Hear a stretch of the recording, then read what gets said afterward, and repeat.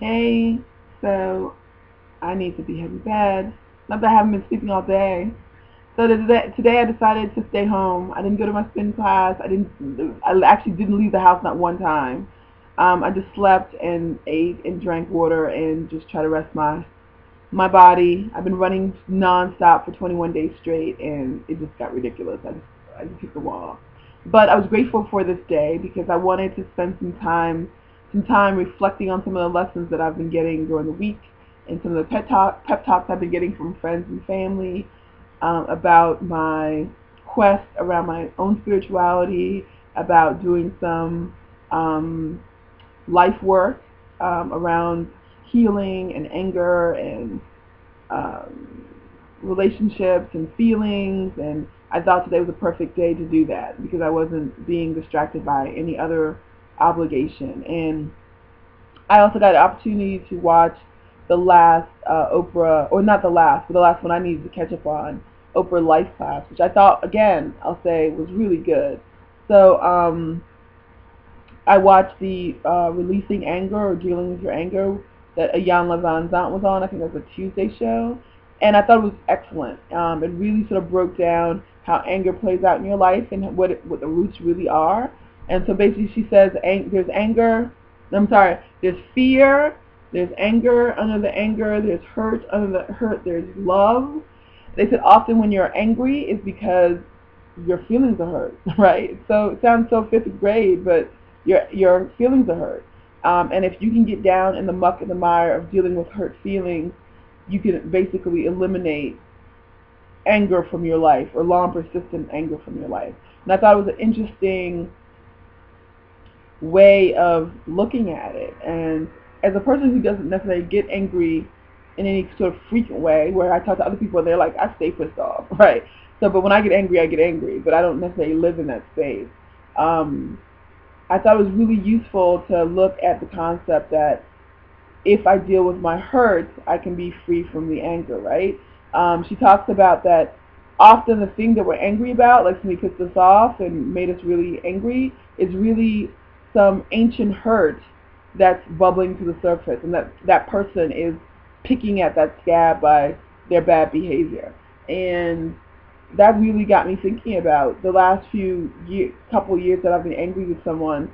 It was that this person had sort of gone to that space where I had felt not valuable or not loved, and then that their bad behavior was sort of co-signing that. And so I've been really looking at that. And she talks about if you don't deal with the hurt and the anger, it'll just keep bleeding through your life. It'll just keep showing up until you deal with it. So either you deal with it now, or you just keep running into people who are going, the main and only job is to pick at that scab and make you look at it. And in the meantime, you'll be miserable and unhappy and pissed off, right? And so your job is probably at this stage of your life to look at it, fix it, suture that wound up, cover it up, and so that people don't have access to that injury, and you can be done with it, right?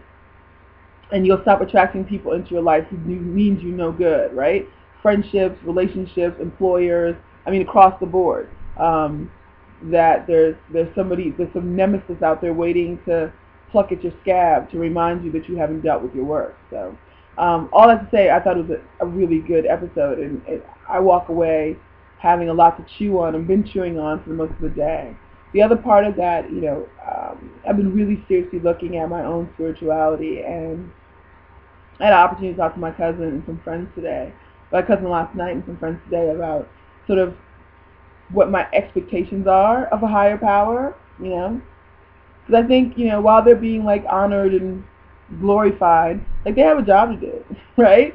God has like a job to do, and it's not just to sort of hang out and just like let me be like, oh my God, you're awesome.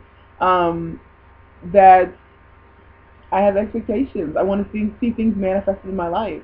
And when I talk to my cousin who's fully ensconced in her own spirituality, she said there's nothing wrong with sort of asking and saying, I've been in this place for this long, and I've been working really hard, and I haven't seen movement, and so what's your part, God? Like, how are you going to help me here? Like, I'm doing my part. What's your part, right? And that's sort of an interesting way to talk to God, I guess.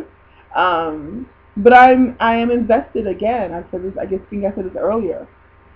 I am invested in having a spiritual life and one that feels real to me. Like I share with my cousins, I want something authentic, and I'm not just sort of, giving lip service so I can be like everybody else. So I really did use today just sort of praying about it, talking it through just with me and whatever the higher power is here in my house, and really setting up some expectations. Like, I want to see my life different in the next 30 days, the next 60 days, the next 90 days, right?